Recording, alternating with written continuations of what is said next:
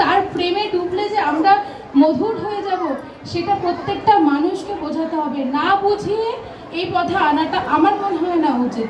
আগে দেখতাম অনেক মানুষকে এরকম রাস্তায় ধরে ধরে দীক্ষাটা তো অবশ্যই নেব, দীক্ষাটা হচ্ছে আমাদের মানে পরম পাওয়া, কিন্তু এটা জেনে ঠাকুরকে জীবনে আনলে সেটাই সব কিছু। তো একটা জায়গায় মানে বলছিলেন যে মানুষ আপন টাকা পর, যত পারিস মানুষ ধর। কিন্তু বর্তমান পরিস্থিতি একটা এমন জায়গায় পৌঁছেছে, মানুষ হয়ে উঠেছে টাকা আপন মানুষ পর, যত পারিস টাকা ধর। তো এই জন্যই আমাদের এই পরিণতি, এর জন্যই আমাদের এই এত বন্যা ত্রাণ কেন হচ্ছে, আমাদের পাপের কর্মের ফলেই হচ্ছে। এটা আরো হবে। আমরা ঠাকুরকেই ভালোবাসতে পারছি না, আমরা মানুষকে ভালোবাসতে পারছি না, আমরা টাকার পিছনে ছুটে বেড়াচ্ছি। বিভিন্ন অন্য অন্য এক একটা মন্দিরে গেলে দেখা যাচ্ছে লাইন দিলে কিসের জন্য না, ঠাকুরকে ওই বাবা ধামে কি একটা সাইডে লাইন, ভিআইপি লাইন কিনা 500 টাকা করে, তারাপীঠে গেলে লাইন কি 500 টাকা। ঠাকুর হচ্ছে আমরা নিজেরা ঠাকুরকে টাকা দিয়ে কিনে ফেলছি, ঠাকুরের পুজো দিতে গেলে টাকা, এটা এইসব কি? একদমই না। আমার মনে হয় ঠাকুর শুধু তার কাছে কোনো মূল্যের কোনো ভ্যালু নেই, তার কাছে প্রেমের ভ্যালু। আমরা মানুষরা কি করছি, যেখানে যে যার অর্থ বেশি আছে তার প্রাধান্য বেশি আমার কাছে। সুতরাং আমাদের উচিত মানুষকে ভালোবাসা, টাকাকে নয়। তারপরে হচ্ছে কথা যে দীক্ষা জোর করে বা ধরুন এই টাকা পয়সা এইসবের মধ্যে ঠাকুরকে আটকানো যাবে না।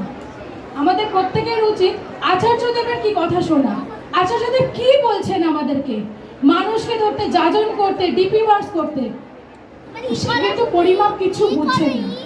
এবার আমরা কি করছি যে ঠাকুরের কাছে, আমরা ঠাকুরের পরে কাকে চিনেছি, আচার্য পরম্পরা ঠাকুর আমাদের জন্য রেখে গেছে, যে যে কোনো সমস্যা, যে কোনো কিছু প্রবলেম আমরা যাতে দেওঘরে নিবেদন করতে পারি। কার কাছে? আমাদের বাবা, আমাদের পরম পিতার, যার মাধ্যমে বয়ে চলছেন আমাদের আচার্যদেব, আমাদের অবিন দাদা। আমরা অবিন দাদার কাছে কিছু কথা বলতে গেলে ভয় পাচ্ছি, কেন পাবো? তাকে দাদা হিসেবে গ্রহণ করবো, নিজের মনে জানবো, ভয় ভবিষ্যৎ নিয়ে কিছু হবে না।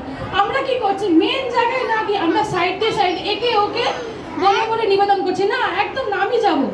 আমার বাবার সাথে কথা বলতে গেলে যেমন আমার ভাবতে হয় না, তার কাছে গেলে নিবেদন করতে ভাবতে হবে।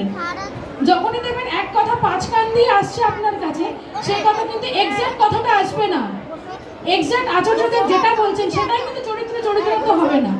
আর বর্তমানে আমাদের আরো প্রবলেমটা কি হচ্ছে, আমরা কিছু কিছু মানুষকে এমন করে প্রাধান্য দিয়ে ফেলছি, আমরা যে আচার্যদেব বসে রয়েছেন দেওঘরে তাকে আমরা ভুলে যাই। আমরা নিজেদের মন করে আচার্য তৈরি করে নিচ্ছি, একদমই না। আমরা আচার্য তৈরি করা কেউ নই। একজন নিজেকে বড্ড বেশি আচার্য মনে করছেন।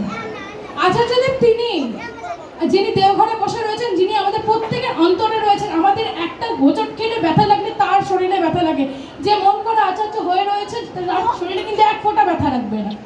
সুতরাং আমরা ঠাকুরকে ধরে চলবো, বড়মাকে ধরে চলবো, বড়দা কি বলছেন শুনবো, শ্রী দাদা কি বলে গেছেন শুনবো, আচার্যদেব কি বলছেন শুনবো, অবিন দাদা কি বলছেন শুনবো, আর 4-5 কারোর কথা শুনবো না। আমার জীবনের প্রবলেম আমার বাবাকে বলবো, কাকে?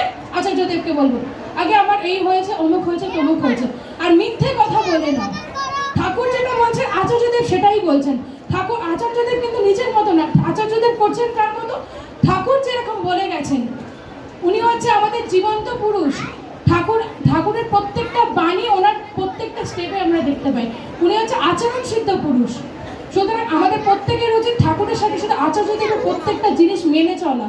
তবেই আমরা এগোতে পারবো, তবেই আমরা জীবনে উন্নতি হতে পারবো, তবেই আমাদের প্রত্যেকের জীবনে, প্রত্যেকটা মেয়ের জীবনে নতুন নতুন রূপ করে যে আমরা এগিয়ে চলছি সেটাতে আমরা সার্থক হব।